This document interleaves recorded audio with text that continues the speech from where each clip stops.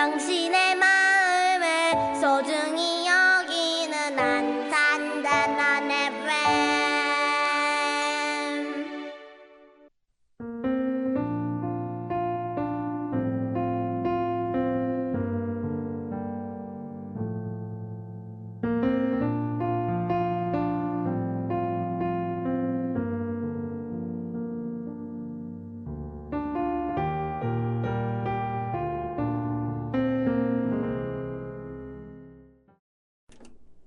안녕하세요. 단원 FM 88.7MHz 수요일 저녁 6시부터 7시를 책임지고 있는 길지사 길고양이를 지키는 사람들의 진행자 이성령입니다. 2024년 참으로 다사다난했던 한 해였습니다. 21세기에 전혀 상상도 못했던 비상계엄령과 대통령 탄핵까지 정말 생각하기도 끔찍한 그런 시간을 보낸 것 같은데요. 우리가 평상시 아무 생각 없이 당연시 여겼던 일상들의 소중함을 정말 피부로 느끼고 있는 요즘입니다. 여러분들께서도 하루하루 소중하고 보람된 일상들 되시기 바라고 늘 변함없이 내 주위에 있는 사람들한테 감사하다는 생각들이 드셨을 거라 생각합니다. 우리 사회를 지켜주시는 여러분들께 감사하다는 말씀 드립니다.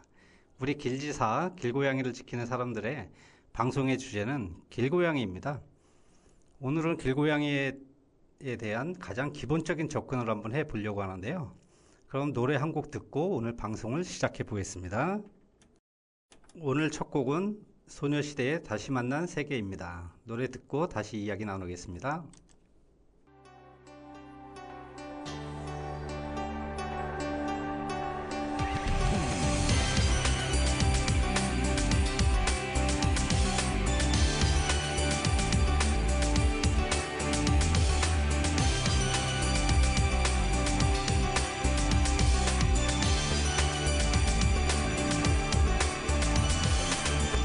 전해주고 싶었을 그 시간이 다 흩어져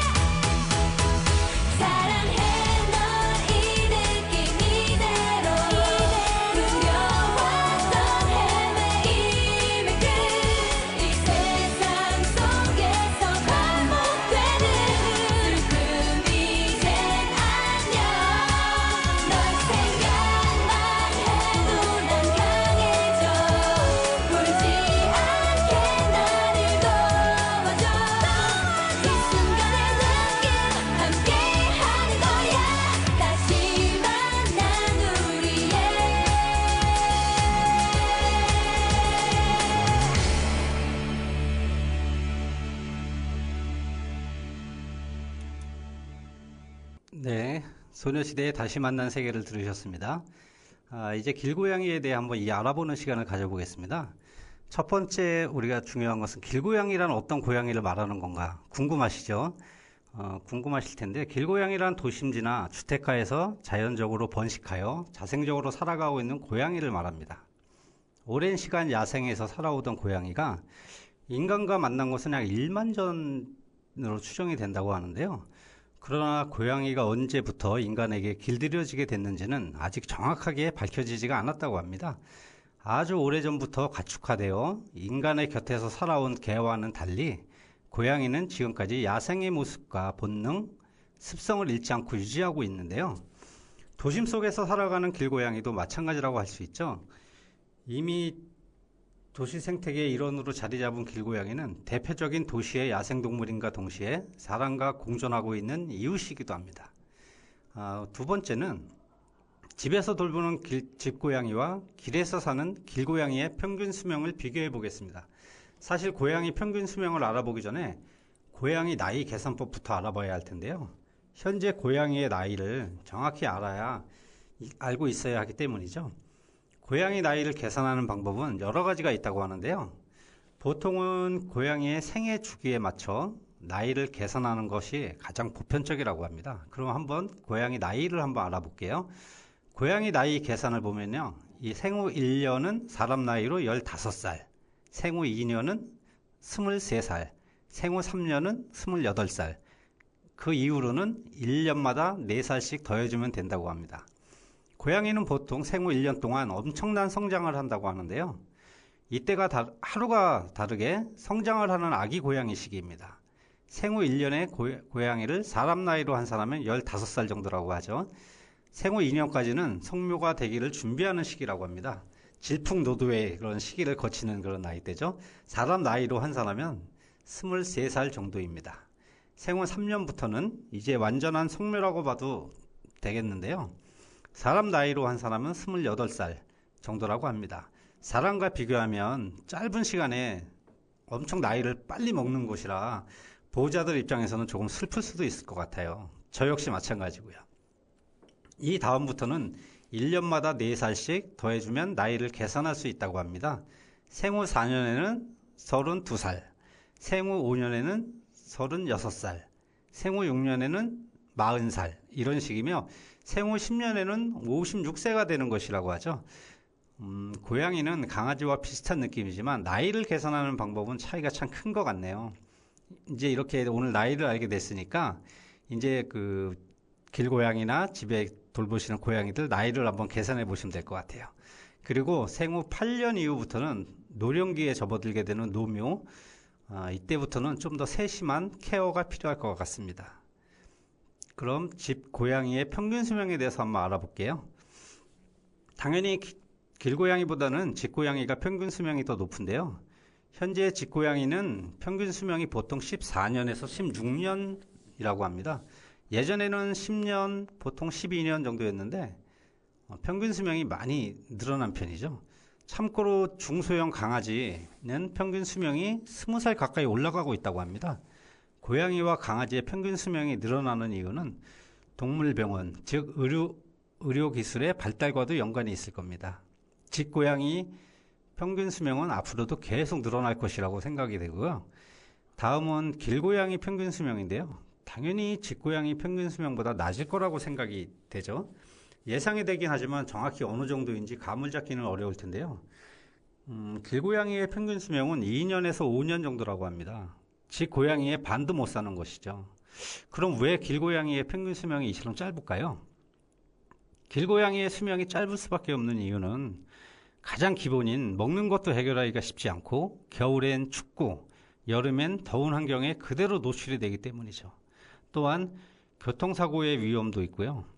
아파도 치료를 제대로 받을 수 없다는 것도 한몫하고 있고요. 고양이끼리 싸우다가 상처가 나도 아이들이 병원에 갈 수 없기 때문에 출혈, 염증 등으로 사망하는 경우도 상당히 많다고 합니다. 그리고 슬픈 일이지만 사람의 학대로 인해 죽는 고양이도 많다고 하죠. 재미로 혹은 본인 분노를 표출하기 위해 길고양이를 학대하는 사람들이 아직도 생각보다는 많다고 합니다.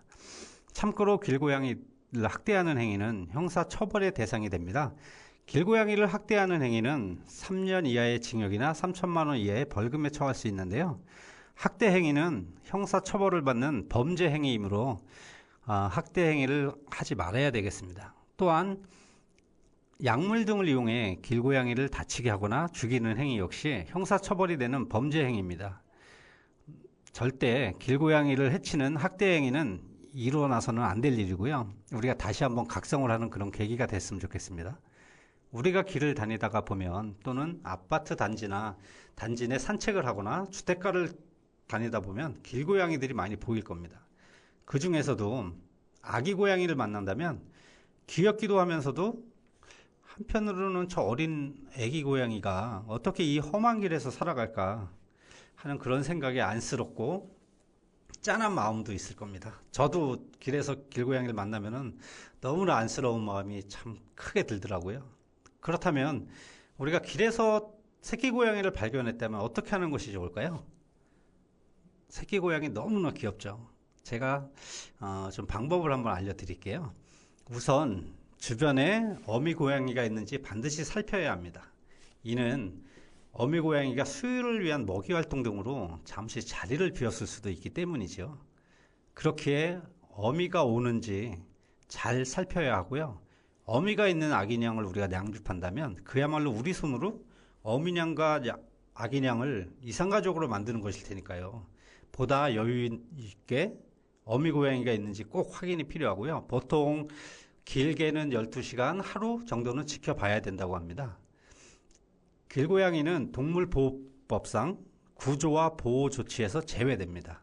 그 이유는 길고양이가 싫어서가 아니고요. 길고양이는 우리 사회에 적응해 잘 살아가고 있기 때문이죠. 단 3개월령 이하의 고양이로서 어미가 없이 스스로의 힘으로 살아가기 힘들다는 판단이 될 때는 임시보호가 됩니다. 보호된 고양이가 스스로 살아갈 수 있다고 판단이 되면 즉시 구조한 장소에 방사합니다. 이것을 제자리 방사라고 합니다. 길고양이는 중성화 수술로 포획하는 경우에도 수술 후 회복이 되면 제자리 방사가 원칙입니다. 만약 본인이 새끼 길고양이를 구조해 집에서 보호하고 싶거나 아니면 돌보고 싶다는 생각이 들 때 제일 중요한 것이 무엇일까요? 길고양이 아기 고양이이기 때문에 일단 첫 번째로 우선 영양 공급이 중요합니다. 동물병원이나 펫 용품점 등에서 고양이용 초유나 분유, 젖병을 구매해 영양을 공급해줘야 하겠죠. 새끼 고양이는 사람이 먹는 우유 등을 소화하지 못하는 만큼 절대 사람이 먹는 우유를 줘서는 안 됩니다. 또한 새끼 고양이는 영양 공급 후 우리가 이제 간급을 한다고 그렇게 말을 하는데 간급을 하고 난 후 보통 20분에서 30분 후 아이들의 배변을 유도해 줘야 합니다. 아이들 스스로 배변을 볼 수 없기 때문이죠. 배변 유도는 어떻게 하는 방법이 있냐면은 거즈나 부드러운 물티슈 등을 따뜻한 물에 적셔 항문 주위를 톡톡 두르려 주거나 살살 문질러 주면 됩니다. 특히 새끼 고양이는 스스로 체온 조절을 할 수가 없어요. 체온 조절이 아주 필수입니다. 그러면 체온 조절을 어떻게 해야 될까요? 보온용 팩이 있을 테고요. 담요, 팩과 담요, 전기방석 등으로 고양이가 있는 곳을 따뜻하게 만들어줘야 합니다. 새끼 고양이가 저체온증에 빠지지 않고 자기 체온을 유지할 수 있도록 사람이 도와줘야겠죠. 새끼 고양이에게 체온을 유지해 주는 것도 상당히 중요한 일이라고 할 수 있는데요. 고양이의 체온은 보통 38.3도에서 39.2도 사이가 좋다고 합니다. 지금까지 간단하게 고양이에 대해서 간단하게 이야기를 나눴고요. 그러면 노래 한 곡 듣고 다시 이야기를 나눠 가도록 하겠습니다. 이번에 들으실 곡은 황가람의 나는 반딧불이라는 노래인데요. 개인적으로 제가 제일 좋아하는 노래 중에 한 곡이고요. 이 노래를 잠깐 소개하자 그러면 한가람의 나는 반딧불이라는 노래는 감동적인 가사와 따뜻한 멜로디로 많은 사랑을 받고 있는데요. 이 곡은 삶의 어려움을 마주하면서도 희망을 잃지 말자는 메시지를 담고 있어 다양한 연령층의 공감을 이끌어내고 있습니다. 감미로운 보컬과 진솔한 가사가 특징이며 듣는 이들에게 힐링과 위로를 선사하는 노래라고 할 수 있죠. 저도 가끔 기운이 없을 때나 좀 우울할 때 그럴 때 듣는 노래, 이 노래를 들으면서 많이 위로를 받고 있습니다. 그럼 황가람의 나는 반딧불 노래 듣고 오겠습니다. 빛나는 별인 줄 알았어요. 한 번도 의심한 적 없었죠. 몰랐어요. 난 내가 벌레라는 것을. 그래도 괜찮아. 난 눈부시니까. 하늘에서 떨어진 별인 줄 알았어요. 소원을 들어주는 작은 별. 몰랐어요. 난 내가 개똥벌레라는 것을. 그래도 괜찮아. 난 빛날 테니까. 나는 내가 빛나는 별인 줄 알았어요. 한 번도 의심한 적 없었죠. 몰랐어요. 난 내가 벌레라는 것을. 그래도 괜찮아. 난 눈부시니까. 한참 동안 찾았던 내 손도 하늘로 올라가 조승달 돼버렸지. 주워 담을 수도 없게 너무 멀리 갔죠. 누가 저기 걸어놨어. 누가 저기 걸어놨어. 우주에서 마산으로 날아온 밤하늘의 별들이 반딧불이 돼버렸지. 내가 널 만난 것처럼 마치 약속한 것처럼 나는 다시 태어났지. 난 다시 태어났지. 나는 내가 빛나는 별인 줄 알았어요. 한 번도 의심한 적 없었죠. 몰랐어요. 난 내가 벌레라는 것을. 그래도 괜찮아. 난 눈부시니까. 하늘에서 떨어진 별인 줄 알았어요. 소원을 들어주는 작은 별. 몰랐어요. 난 내가 개똥벌레라는 것을. 그래도 괜찮아.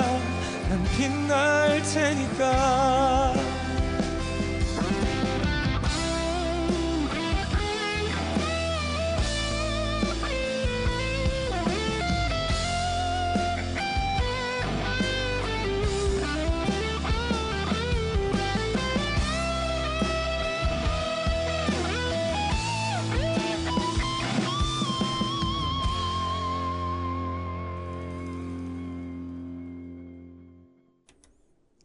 황가람의 나는 반딧불을 들으셨습니다. 길고양이는 우리 주변에서 자주 볼 수 있는 동물 중 하나인데요. 도시에서 살아가며 인간과 함께하는 길고양이들은 우리에게 귀여움을 주기도 하고 때로는 안쓰러움의 대상이기도 합니다. 이번에는 길고양이에 대해 다양한 면에서 한번 살펴보고 우리가 길고양이와 함께 지낼 때 주의할 점들을 한번 살펴보도록 할게요. 길고양이는 대개 인간과 함께 살아가는 동물로 사람들과 가까이 지내며 인간과 함께 생활을 합니다. 길고양이들은 자연적으로 우리의 이목을 끌기도 하며 적극적으로는 우리에게 다가와 먹이를 요구하기도 합니다. 그러나 길고양이를 만났다고 해서 바로 다가가거나 길고양이를 스트레스 받게 하지 않도록 주의해야 합니다. 그럼 왜 길고양이 스트레스 받지 않게 주의를 해야 할까요? 우리는 길고양이가 귀여워 다가가려고 하지만 길고양이 입장에서는 인간에게 익숙하지 않을 수 있으며 또 갑작스럽게 다가가는 것이 길고양이를 위협하는 행동으로 받아들일 수 있기 때문이죠. 또한 고양이들은 좀 예민한 아이들이라 갑자기 길고양이가 스트레스를 받으면 급성 복막염 등 질병이 올 수도 있기 때문이죠. 그래서 항상 좀 주의하는 게 좋겠지요. 아이들을 위해서. 또한 길고양이는 자연적으로 생태계에서 중요한 역할을 합니다. 길고양이는 쥐, 벌레 등 다양한 동물들을 먹고 사는 아이들로서 생태계의 균형을 유지합니다. 그러나 우리가 길고양이들을 돌봐주지 않는다면 그들은 질병이나 식량 부족 등의 문제를 겪을 수 있죠. 따라서 우리는 길고양이들이 안전하게 살아갈 수 있는 환경을 만들어 주어야 할 텐데요. 이러한 길고양이들을 위해 다양한 단체와 또 많은 사람들이 노력을 하고 계시죠. 동물보호단체들은 어떤 노력을 하고 있을까요? 길고양이들을 보호하고 적절히 돌봐주는 것뿐만 아니라 유기동물, 유기견, 유기묘 등 그런 문제 해결을 위해 다양한 캠페인을 진행하기도 하죠. 그리고 많은 길고양이 돌봄이 자칭 캣맘, 캣데디 분들은 길고양이를 위해 일정한 시간에 일정한 먹이를 제공하며 길고양이들이 이 험난한 세상에서 살아갈 수 있도록 큰 도움을 주고 계시기도 합니다. 주변에 캣맘, 캣데디 분들이 만약에 길고양이 밥을 주고 계실 때 그냥 지나치지 마시고 너무 고생 많으십니다. 길아이들 위해서, 길고양이 아이들 위해서 너무 수고해 주셔서 감사합니다. 이런 격려의 한마디 해주시는 것도 잊지 않으셨으면 좋겠습니다. 길고양이들은 우리의 도시에서 함께 하는 동물 중 하나입니다. 길고양이들이 건강하게 살아갈 수 있도록 보호해 주는 것이 아주 중요하겠죠. 다음은 길고양이 중성화에 대해서 잠시 얘기를 한번 해보겠습니다. 길고양이의 중성화는 중요한 의미를 가지고 있는데요. 중성화란 수컷의 경우 생식 기능을 없애고 암컷의 경우에는 자궁 및 난소를 제거하는 수술을 말합니다. 사람으로 친다면 불임 수술을 하는 것과 같다고 말할 수 있을 건데요. 길고양이를 중성화하는 것은 많은 이점이 있을 거예요. 먼저 중성화는 길고양이의 성욕을 억제하고요. 성욕을 억제하면서 공격성을 줄입니다. 그리고 발전기의 울음소리를 방지할 수도 있고요. 또한 중성화는 일부 질병의 발생을 줄여 길고양이의 건강에 도움이 되기도 합니다. 또한 중성화는 길고양이의 번식을 통제함으로써 길고양이의 과잉 번식을 예방할 수 있죠. 과잉 번식은 길고양이의 수 증가로 이어져 길고양이에 대한 도시화와 관련된 문제를 악화시키는 주요 요인 중 하나입니다. 따라서 길고양이를 중성화하는 것은 길고양이의 건강과 안녕에 대한 책임감을 가진 반려인들의 중요한 의무 중 하나입니다. 하지만 꼭 명심해야 될 것은 길고양이 중성화의 첫 번째 목적은 개체수 조절과 민원 해결이 아닌 길고양이들이 잦은 임신과 출산으로 인해 온갖 질병과 또한 수명이 단축될 수 있기에 중성화를 통해 길고양이에 대한 질병 예방과 삶의 질을 향상시킨다는 것이 첫 번째 목적이 되어야 할 것입니다. 그 첫 번째 목적만큼은 잊으면 안 될 것 같아요. 최근 고양이에 대한 이슈가 많아지면서 자연스럽게 길고양이에 대한 관심도도 높아지고 있는데요. 하지만 길고양이의 경우 늘 위험에 노출되어 있는 상태이기 때문에 다가갈 때도 주의해야 할 사항들이 있습니다. 그럼 길들이기가 위험한 이유와 길고양이를 만났을 때 어떻게 하면 좋을지에 대해 한번 알아보는 시간을 가져보겠습니다. 우리가 많이 길거리를 다니다 보면 길고양이들을 많이 만날 거예요. 길고양이를 만났을 때 우리가 길고양이들을 조금만 배려해 주면 너무나 좋을 것 같아요. 그래서 차라리 관심을 안 주시는 게 좋을 수도 있고요. 관심이 있다고 하면 편의점이나 등등 들려서 길고양이 간식이 있으니까 간식 하나 사서 아니면 생수, 물을 사서 아이들한테 제공해 주는 것도 상당히 좋을 것 같다는 생각을 합니다. 그럼 노래 한 곡 더 듣고 이야기를 이어가도록 하겠습니다. 이번에 들으실 곡은 이승환의 천일 동안입니다.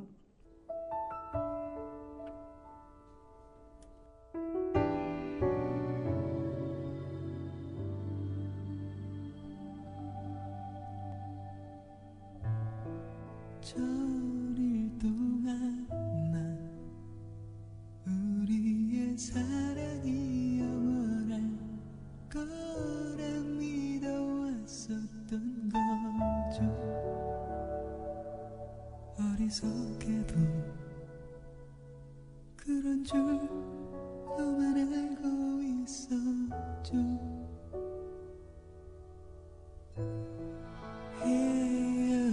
잠자는 말은 참을 수 있었지만 당신의 행복을 빌어줄 내 모습이 낯설어 보이진 않을런지 그 전일 동안 알고 있었나요? 많이 웃고 또 많이 울던 당신을 항상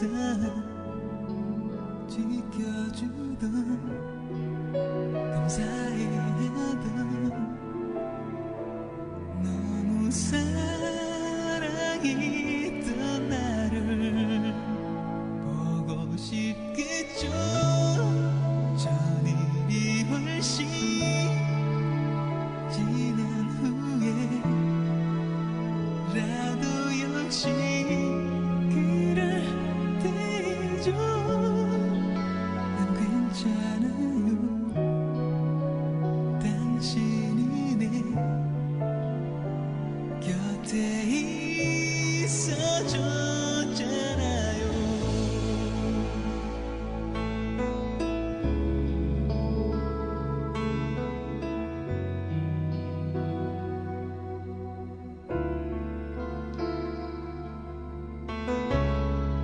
그 전일 동안 알고 있었나요? 많이 웃고 또 많이 울던 당신을 항상 지켜주던 감사해하던 너무 사랑했던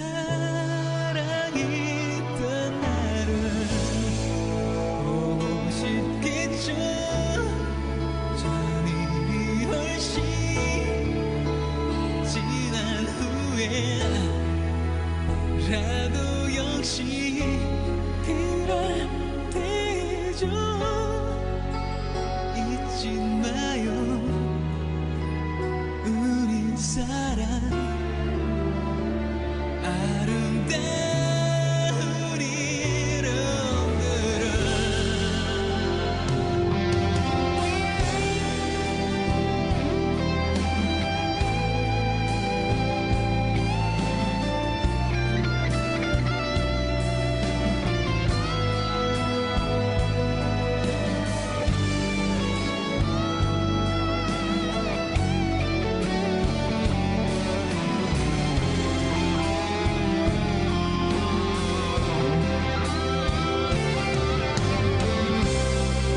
그 전일 동안 힘들었었나요?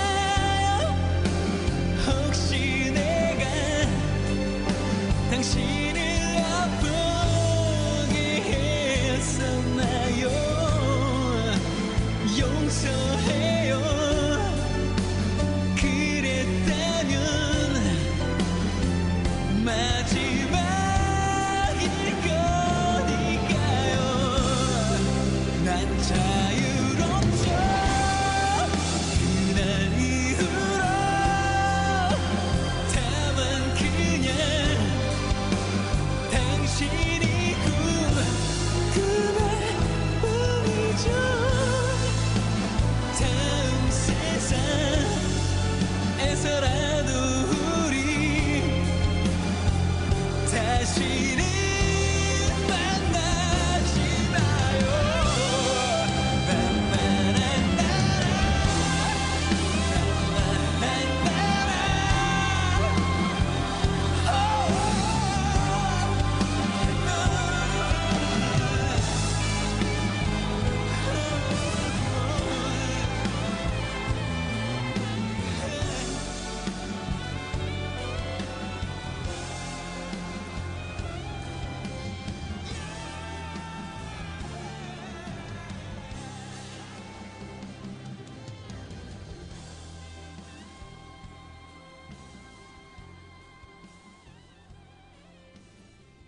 네, 이승환의 천일 동안을 들으셨습니다. 다양한 길고양이들, 길고양이 중에서도 유독 사람을 잘 따르는 길고양이들도 있고요. 경계심이 없어 사람에게 배를 보이는 고양이가 있고, 또 간식을 주면 졸졸 따라오는 고양이도 있죠. 반면 조금이라도 다가가면 도망치거나 사람 앞에서는 밥도 제대로 먹지 않는 그런 고양이도 있는데요. 식사를 챙겨주는 입장에서는 살짝 섭섭할 수도 있을 것 같습니다. 저 역시 길고양이 밥을 주는 캣데디지만 맛있는 간식을 주고 사료를 줬는데 아이들이 제 앞에서 안 먹고 본체도 안 할 때가 있더라고요. 사실 그럴 때는 살짝 아이들한테 섭섭할 때도 있더라고요. 한 가지, 길고양이에게 사람이 먹는 참치캔이나 음식은 절대 주시지 말고요. 편의점에만 가도 고양이들이 먹는 간식들이 많이 구비가 되어 있을 거예요. 고양이 전용 음식을 꼭 길고양이 아이들한테 주시길 부탁드리고요. 또한 캔채 주시면 아이들이 다칠 수가 있어요. 먹다가 혀를 다칠 수가 있기 때문에 꼭 바닥에 그릇이 없을 때는 전단지를 깔거나 아니면 뭐 비닐 밑에다 깔고 그 위에 부어 주시길 바라고요.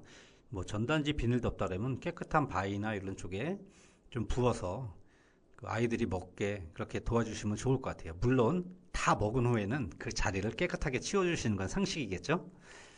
우리나라는 여전히 길고양이에 대한 부정적인 시선이 참 강한데요. 따라서 길고양이들이 야생성을 가진 고양이가 조금 더 안전하게 생활할 수 있을 가능성이 아무래도 높겠죠. 길고양이 돌보기, 그렇다면 길고양이를 돌볼 때 어떻게 하면 좋을까요? 기본적으로 밥을 줄 때 너무 가까이 다가가지 않도록 하는 게 중요합니다. 길고양이가 경계심을 유지할 수 있도록 거리를 두는 게 좋을 것 같고요. 또 밥 주는 곳은 늘 청결하게 관리하는 게 아주 중요할 것 같고요. 사료나 간식을 방치하면 고양이의 위생에도 좋지 않을 뿐더러 이웃과의 갈등이 생길 수도 있겠죠. 이웃과의 갈등을 방지하는 것은 타인에 대한 배려인 동시에 우리 길고양이 아이들의 안전에도 직결된다고 할 수 있습니다. 가능하면 주민 간의 마찰이 생기지 않도록 주의를 하는 게 좋을 것 같고요. 충분히 주민들과 대화를 해서 문제가 있을 경우에는 풀어가시는 게 중요할 것 같아요. 그럼에도 불구하고 애교 부리며 다가오는 고양이, 이런 고양이는 거리를 두기가 참 힘들겠죠. 하지만 그렇다고 해도 쓰다듬거나 너무 친해지지 않도록 하는 게 좋습니다. 살짝 발을 굴려 고양이가 다가오지 않게 하는 방법도 있을 거고요. 이미 길 생활에 적응한 길고양이라면 보다 건강하고 안전하게 살아갈 수 있도록 하는 것이 무엇보다 중요할 것 같습니다. 다만 엄마 고양이와 떨어진 아기 고양이나 또 다치거나 어디가 아파서 치료 등이 꼭 필요한 아이들은 구조를 해야 하는 경우가 있겠죠. 특히 사람의 손을 타버린 고양이라면 입양이 필요할 수 있습니다. 길고양이 입양 너무 쉽게 생각하시면 안 될 것 같고요. 입양을 하실 때는 진짜 신중하게 고민을 하셔야 될 것 같아요. 본인이 입양을 하든 아니면 입양을 보내기까지 임시 보호를 하든 정말 신중하게 결정을 했으면 좋겠습니다. 불쌍하다는 이유만으로 입양을 했는데 또 돌보다 보면은 이런저런 문제점들이 많이 생겨요. 돈도 많이 들어갈 테고 또 아이들이 발전기에 또 울음소리도 날 테고요. 그러면 중성화 수술도 해줘야 되고 또한 뭐 예방접종 등등 또 비용이 발생이 되는데요. 너무 그게 부담이 되니까 또 아이를 다시 파양하는 경우가 길에다 갖다 버리는 경우도 있거든요. 그렇게 되면 길고양이를 2번 버리는 그런 결과가 되겠죠. 그 아이들한테는 얼마나 큰 상처가 되겠습니까? 그래서 진짜 아주 신중하게 결정하시고 모든 마음의 준비가 되었을 때 길고양이를 입양했으면 좋겠습니다. 입양을 하게 되면 입양 후 최초 몇 달은 접종이나 벼룩, 진드기 치료 등 관리를 해줄 부분이 참 많을 겁니다. 또 겉으로 드러나지 않은 질병의 위험도 있을 테고요. 각종 치료, 또 예방접종 등등 반드시 동물병원에 데려가서 해줘야 될 것입니다.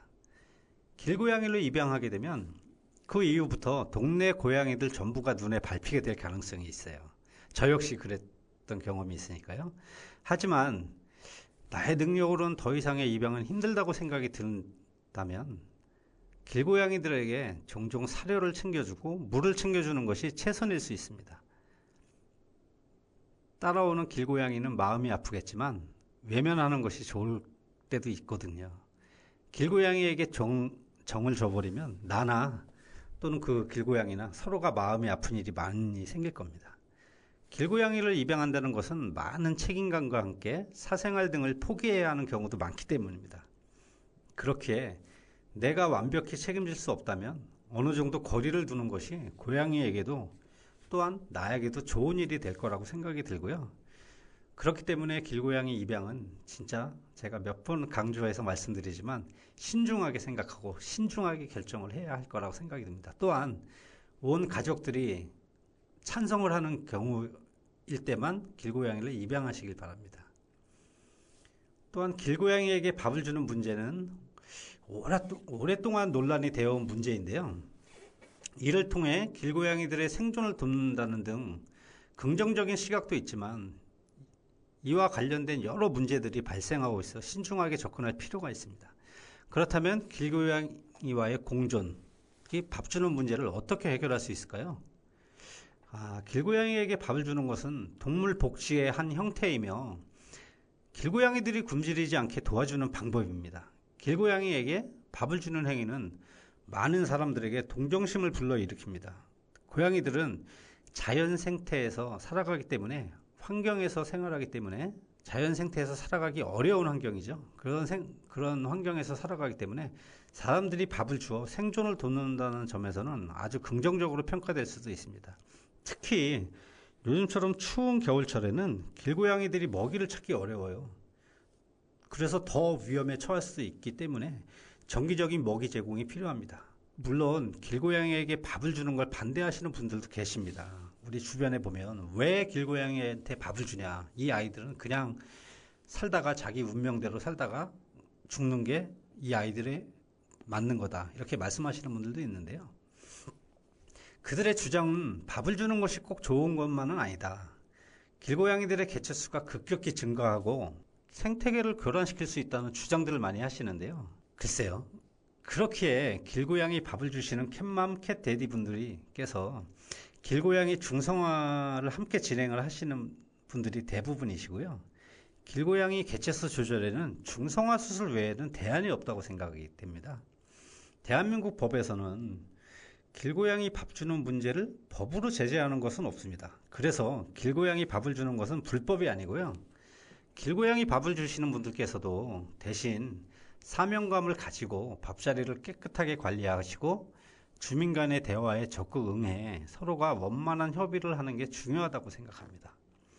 길고양이를 위한 대안적 방안, 길고양이를 돕는 방법은 밥을 주는 것일 수도 있지만 그 외에도 또 다양한 방식으로 길고양이를 보호하고 지원할 수 있겠죠. 그중 대표적인 방법으로는 좀 전에도 말씀드렸듯이 중성화 수술이 있을 테고요. 중성화를 통해 길고양이 삶의 질을 향상시킬 수 있고 길고양이 개체수를 조절할 수 있고 더 이상 번식을 하지 않게 할 수가 있습니다. 또한 길고양이 중성화를 할 때 명심해야 할 것은 수술 후 회복하면 반드시 제자리 방사를 하는 겁니다. 제자리 방사가 원칙이란 걸 꼭 명심하시길 바랍니다. 또한 길고양이들을 위한 쉼터를 제공하는 것도 좋은 방법일 것 같아요. 쉼터는 길고양이들이 보다 안전하게 머무를 수 있는 공간을 제공하며 다치고 아픈 길고양이들을 보호하며 치료하며 길고양이 아이들에게 안정을 제공하며 생존을 돕는 큰 역할을 한다고 생각합니다. 많은 분들이 개인 쉼터 또한 어떤 동물 보호 시설에 운영하시는 분들이 많이 계실 거예요. 이분들 진짜 중요한 역할을 하시는 거고요. 이분들이 길고양이를 돌봄으로써 이 길고양이 아이들이 보다 안전하고 보다 자기 명대로 살아갈 수 있고요. 또한 사람의 보호 속에서 좀 더 편안한 생활을 할 수 있겠죠. 너무나 중요한 일을 하고 계신 분들이라고 생각됩니다. 이쯤에서 노래 한 곡 더 듣고 다음 이야기를 한번 나눠보겠습니다. 이번에 들으실 노래는 왁스의 엄마의 일기입니다. 개인적으로 제가 제일 좋아하는 노래 중에 하나고요. 이 노래를 들으면서 어머니, 다시 한번 우리 어머니에 대해서 생각해보는 그런 시간이 되셨으면 좋겠어요. 그럼 왁스의 엄마의 일기를 듣겠습니다.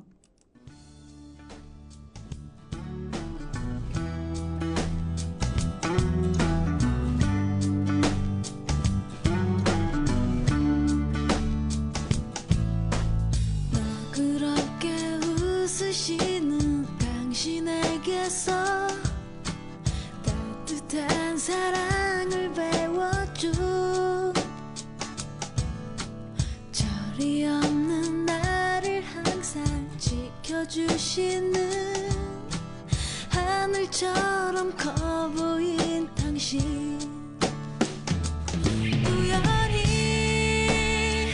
서랍 속에 숨겨둔 당신의 일기를 봤어요. 나이가 먹을수록 사는 게 자꾸 힘에 겨워진다고. 술에 취한 아버지와 다투시던 날 잠드신 줄 알았었는데 불이 꺼진 부엌에서 나는 봤어요. 혼자 울고 계신 당신은. 알아요, 내 앞에선 뭐든지 할 수 있는 강한 분인 걸 느껴요. 하지만 당신도 마음 약한 여자라는 걸.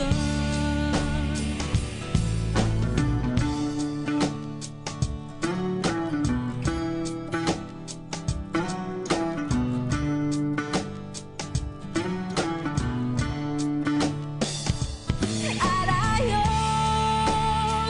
내 앞에선 뭐든지 할 수 있는 강한 분인 걸 느껴요. 하지만 당신도 마음 약한 여자라는 걸.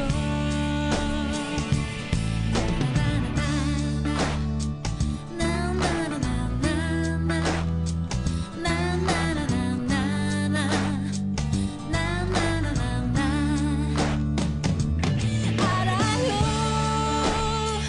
당신 마음은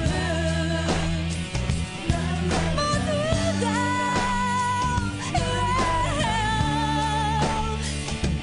믿어요. 아름다운 당신을 사랑해요. 이 세상에 하나뿐인 소중한 당신, 당신 모습 담아갈래요.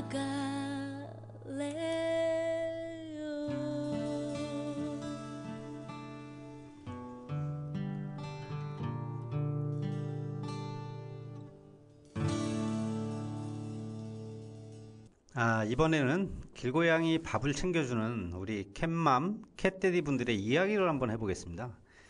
길고양이들의 길거리 삶은 길고양이들에게는 너무나 가혹하기만 합니다. 그들의 외로운 울음에 귀 기울이고 따뜻한 손길을 내민 사람들이 바로 캣맘, 캣데디 분들이신데요. 정부나 어떤 기관의 도움 없이 오직 사랑으로 그들은 길고양이들에게 희망이 되어 주고 있습니다. 하지만 캣맘, 캣데디 분들의 현실은 참 어렵기만 합니다. 끊임없이 증가하는 사료 등 먹이 비용, 또한 치료 비용, 그리고 돌발 상황에 대한 비용은 캣맘, 캣데디 분들의 어깨를 무겁게 짓누르는데요.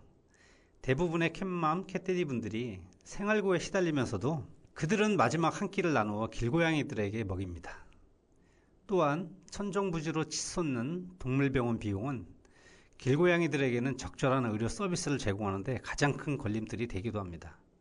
아픈 고양이들을 안타까운 눈으로 바라보는 캣맘, 캣데디 분들의 무력감은 이루 말할 수 없을 정도입니다. 저 역시 길고양이 밥을 준 지 6년이 됐는데요. 지금까지 아픈 고양이, 다친 고양이, 많은 아이들을 구조하고 치료를 해주고 있지만 간혹 다친 아이, 아픈 아이를 보면서 병원비를 먼저 생각할 때가 있어요. 마음은 당장 구조해 병원에 데려가고 싶지만 병원비는 또 어떡하지? 또 이건 어떻게 아이를 치료할 수 있지? 하는 이런 현실적인 생각에 망설일 때가 있는데요. 그런 현실적인 생각에서 망설일 때 참 제 자신이 너무 초라하고 또한 제 자신이 너무 믿기도 하더라고요. 하루의 대부분의 시간을 길고양이 돌보기에 바치며 캣맘, 캣데디 분들은 자신의 일상과 건강을 돌볼 시간조차 부족하기도 합니다. 깊은 피로와 소진감에 시달리면서도 캣맘, 캣데디 분들은 멈출 수가 없습니다. 충분히 돌보지 못해 아프거나 죽어가는 고양이들을 목격하는 것은 캣맘, 캣데디 분들에게는 견딜 수 없는 정신적 고통이 되기도 합니다. 나이가 들수록 수익이 줄어드는 반면 길고양이들에게 필요한 것은 점점 증가를 하고 있고요. 이제는 그들의 외로운 분투를 더 이상 외면해서는 안 된다고 생각합니다. 그들을 위한 실질적인 지원책 마련이 필요해 보이기도 하고요. 사실 길고양이 밥 주는 문제나 중성화 문제 등은 원래 정부에서 또는 공무원들이 해야 되는 일이라고 생각을 하는데요. 하지만 정부나 공무원들이 길고양이 아이들을 직접 챙기면서 돌보기에는 시간이나 또 인원이 항상 부족하다는 그런 말씀을 하시죠. 공무원들이나 정부에서 못하는 일을 우리 캣맘, 캣데디 분들이 대신한다고 볼 수 있죠. 그래서 어떻게 보면 길고양이 밥을 챙겨주고 길고양이 아이들을 돌보는 것은 개인적인 활동이 아니고 공익적인 활동이 된다고 저는 생각합니다. 개인적으로. 그분들이 공익적인 그런 활동을 하시는 것이기 때문에 그분들을 존중해야 하고 그분들의 어떤 도움이 될 수 있는 부분을 찾아봐야 하는 것도 시급하다고 생각이 듭니다. 제일 중요한 것은 사회적 인식 개선이 참 필요할 것 같아요. 길고양이에 대한 올바른 인식을 확산하고 함께 살아가는 동물로서의 가치를 인정하고 캣맘, 캣데디들의 헌신적인 활동에 대한 사회적 가치와 존중을 확대해 나가야 할 것이라고 생각합니다. 길고양이 문제는 단순히 캣맘, 캣데디 분들의 문제만은 아니라고 생각이 드는데요. 우리 사회가 모두 함께 책임감을 가지고 해결해야 할 과제라고 생각합니다. 따뜻한 마음과 실질적인 행동으로 캣맘, 캣데디 분들을 지지하고 길고양이와 사람이 공존하는 따뜻한 사회를 만들어 갔으면 정말 좋겠습니다. 캣맘, 캣데디 분들이 일반 아이들 밥만 주고 그러는 건 아니잖아요. 아이들 일정한 시간에 밥을 주고 만약 이 아파트를 예를 들면요. 아파트에 밥을 주면서 아파트에 떨어진 쓰레기도 줍기도 하죠. 특히 비닐봉지 등은 캣맘들이 무조건 수거해 갑니다. 수거해서 쓰레기통에 버리기도 하시죠. 일반 주민들 아마 동대표님들이나 입주자 회장 이런 분들보다 캣맘, 캣데디 분들이 더 자주 아파트를 돌 겁니다. 아파트를 돌면서 길고양이도 물론 돌보지만은 아파트의 문제점을 찾기도 하죠. 실예를 들면 싱크홀 그런 구멍을 발견해서 관리실에 제보도 하고요. 또 가스 냄새나 등등 지하 치반 아니면 어떤 아파트의 문제점 그런 부분들을 캣맘, 캣데디 분들이 발견해서 그 아파트에 제보를 함으로써 관리실에 제보를 함으로써 더 큰 재해를 예방할 수도 있다고 생각이 드는데요. 우리 캣맘, 캣데디 분들을 꼭 존중해 주시고요. 우리 캣맘, 캣데디들이 활동할 때 진짜 응원을 해 주셨으면 좋겠습니다. 진짜로 우리 사회가 길고양이에 대한 인식이 좋아지고 국민 모두가 길고양이에 대한 생명을 소중하게 생각하는 그런 날이 올 때까지 저희 길고양이를 지키는 사람들 길지사가 함께 하도록 하겠습니다. 또한 제가 길고양이 밥자리 민원을 좀 도와드리고 있는데요. 우리 캣맘 캣데디 분들께도 좀 당부를 드리고 싶은 말이 있어요. 제가 저번 달에 인천시를 가서 모 구청을 캣맘 분들, 캣데디 분들 모시고 가서 그 미팅을 한 적이 있습니다. 미팅을 하고 공원 녹직과 동물보호팀 같이 우리가 그 공무원들의 노고도 들어야 되고 또 우리 캣맘 캣데디 분들의 힘든 점도 서로 듣고 이해해 달라는 자리를 만들었는데요. 서로가 그런 자리를 만들므로써 서로가 서로의 입장을 이해할 수 있고요. 또한 서로가 저분들의 애로점을 이해하면서 또한 보다 우리가 길고양이 아이들을 지키고 문제가 되지 않게 민원이 생기지 않게 그런 방법을 찾을 수 있는 그런 길이었던 것 같은데요. 또 제가 그 구청 방문 후에 모 캣맘님 부탁으로 아파트를 방문을 한 적이 있어요. 아파트에서 길고양이 밥을 주지 못하게 하신다 그래가지고 아파트 방문을 했는데요. 아파트 방문을 하기 전 캣맘 분하고 대화를 나눌 때 우리 캣맘 분께서 관리소장님이 절대 밥을 못 주게 하신다 이런 얘기를 듣고 사실 기분이 상당히 안 좋았어요. 길고양이 밥 주는 건 불법이 아니기에 아파트가 아니고 어디서든 길고양이 밥 주는 거는 사실 자유롭게 줄 수 있거든요. 심지어 우리 입법부인 국회 의사당 그곳에서 길고양이 급식소가 있지 않습니까? 그만큼 길고양이는 이제 우리가 길고양이 밥을 주지 마라, 밥을 줘라 이런 문제로 논쟁을 벌일 게 아니고요. 지금 시대에는 사람과 고양이가 함께 공존할 수 있는 방법, 그런 방법을 찾는 게 가장 중요하겠죠. 그런데 제가 그 캣맘님 말씀만 듣고 좀 기분 나쁜 상태로 그 아파트 민원실을 방문했는데요. 소장님과 대화를 나누면서 참 창피한, 부끄럽지만 좀 창피한 그런 생각이 들기도 했습니다. 소장님 말씀으로는 길고양이 밥 주는 걸 반대하는 게 아니라 좀 깨끗하게 줬으면 좋겠고 지정을 해서 몇 군데 지정을 해서 이렇게 좀 줬으면 좋겠다 이런 말씀이신데 캣맘 분들 입장하고는 좀 상반된 그런 서로가 주장이 좀 많이 다르더라고요. 그래서 제가 소장님하고 캣맘 분하고 같이 아파트를 한 바퀴 돌아봤는데요. 아파트 돌면서 제가 좀 창피한 그런 마음이 많이 더 들더라고요. 왜냐하면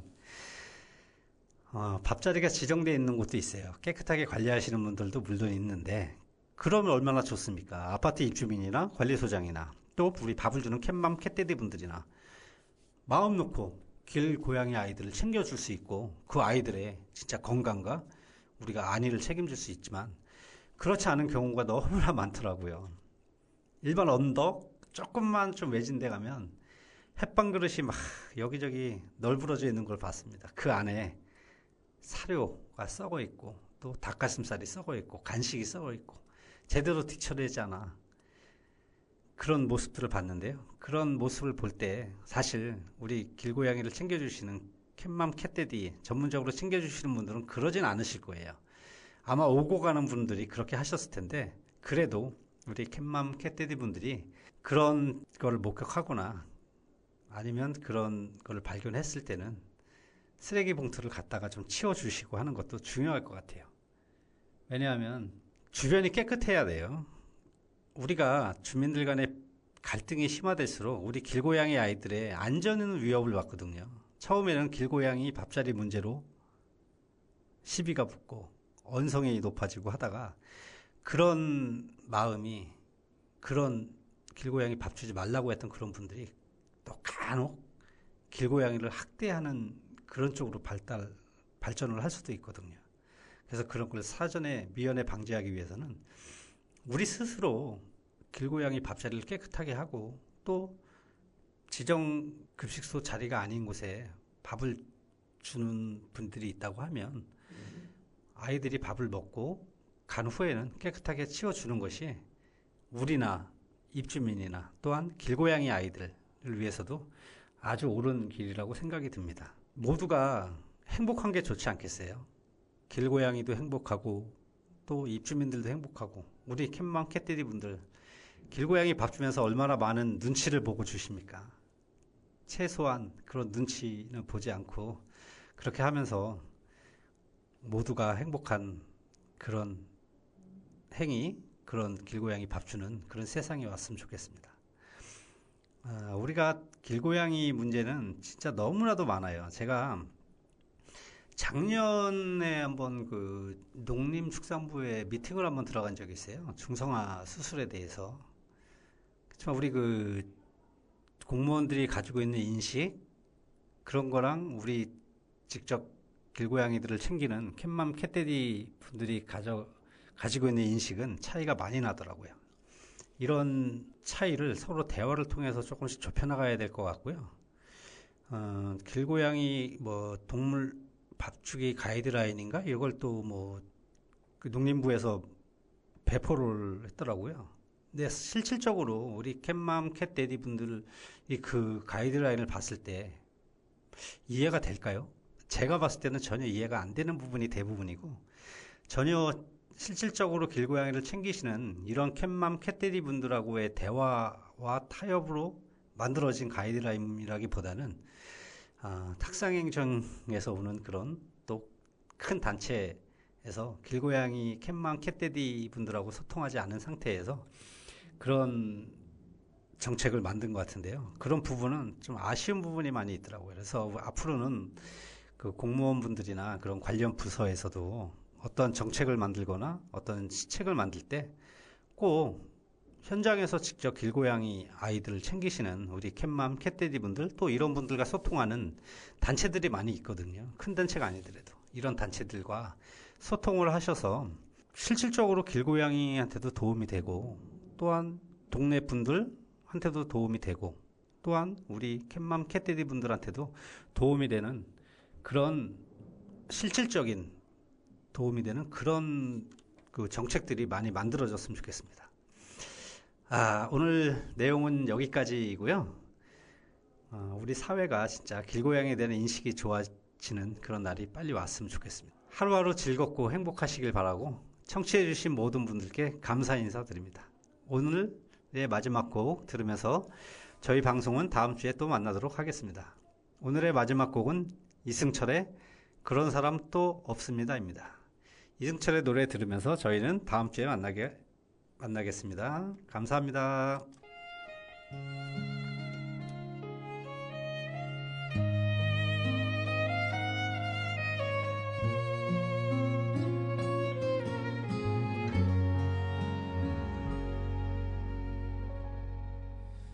천번이고 다시 태어난데도